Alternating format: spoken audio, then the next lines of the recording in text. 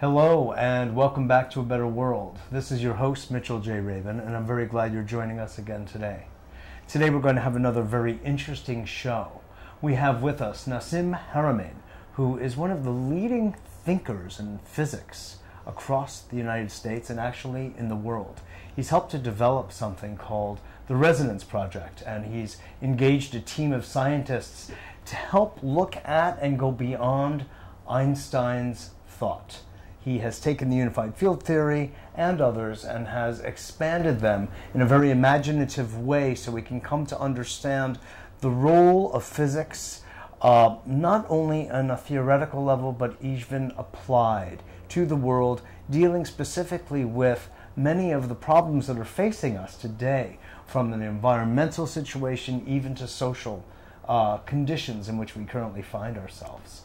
So it's really a pleasure to have you on. Thank you. It's great to be here. Yeah, it was great having you call into the radio show some time ago. Oh yeah, from Hawaii. I enjoyed that very much. Wasn't that great? Yeah. I'm so glad. Yeah, so glad. Me too. I was really launched, you could say, and elevated by the conversation. Wonderful. We transcended time and space. Yes, that's what we're trying to do. Exactly.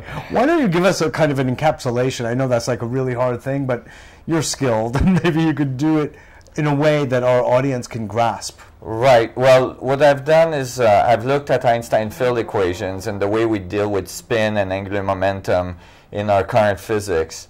And I realized there was some deficiency in the way we looked at space and matter. And I realized that we had missed, well, we didn't have in our current physics the source or the origin of things. Like we didn't have the origin of the magnetic field, we didn't have an origin of spin. Basically the Big Bang just replaced the word God in our physics. When the why question is actually dropped out a lot because nobody knows how to answer it. Right, exactly. And for me that was unacceptable. I was really looking for the source. I'm really glad to hear that. And I started to realize that when we look at the material world, we're really looking at 99.999999% space.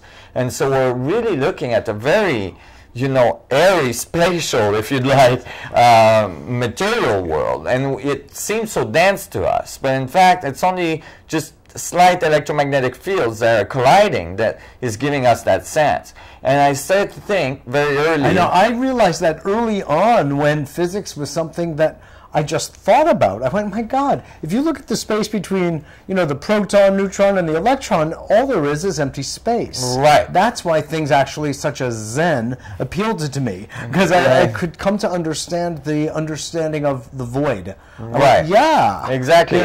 That's what most things are. Right. Even between atoms, in like a molecule of diamond, there's like it's very dense. Still, if you grew one of the atoms in that molecule to an orange size, the other one would be 2 football field away. So there's so much space, and I start to realize, wait a minute, maybe matter doesn't define the space, but space defines matter.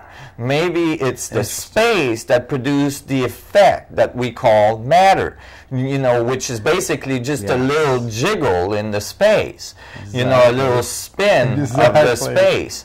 And so I start to look at the space in more detail. And, I studied a lot of physics, some 20 years, and, looked in details as how we deal with the electromagnetic field, the gravitational field, and it started to come clear to me. Like, for instance, Einstein used space and time to curve it to create gravitational field. I found out that at the quantum level, when they look at the space is not empty, but it's actually full of energy. Vacuum fluctuation it's called, or zero-point energy, and that this fluctuations are not trivial. They're like infinitely dense, and then they're renormalized to a number that they can deal with, which is 10 to the 93 grams per centimeter cube, which is more than if I took all the stars in the universe that we see in billions of galaxies and stuck them in a centimeter cube of space.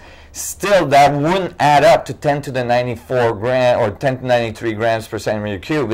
It would be 40 orders of magnitude smaller in density if I took all the stars in the universe and put them in a centimeter cube of space. So it was clear to me that maybe it's the other way around, that it's the space that creates matter. And I start to look at the space in a different way, you know. I'm very dyslexic, so I have tendency to flip things around, so it was easy for me. Very funny. And I start to think, well, maybe there's there's a little bit of structure in the space. There's a little bit of coherency in the space, that these fluctuations in the vacuum are not completely random as described in current physics, but they actually, there's areas where there's coherency and there's structure, and where there's coherency and structure, all of a sudden, basically energy comes out of the space, electromagnetic field.